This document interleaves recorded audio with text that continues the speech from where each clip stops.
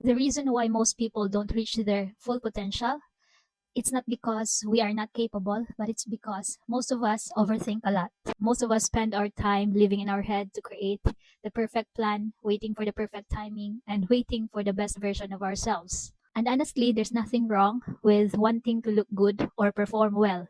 Like, who doesn't want that, right? But here's the thing, as an overthinker myself, I realized I've been creating in my own limbo for how many years. This is what I do to get out on my own head.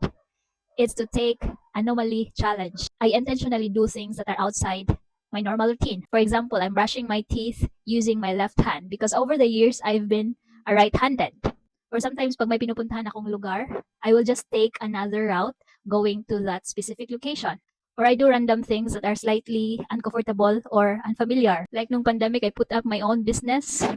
Like this is one of my products. Like I do create macrame without any background of having a business, or I just learned creating macrame through YouTube during pandemic. So over time I overcome doing things outside my comfort zone. I do anomaly challenges because I've learned that our brains are programmed to remember the routines we have created since childhood, and most of the time, it's unconscious. So if we constantly do the same thing, we reinforce same patterns of thinking. If you want to shake up your brain chemistry a little, do things differently because small changes can create big shifts. So if you want to change your life and be the best version of yourself, try to do anomaly challenge.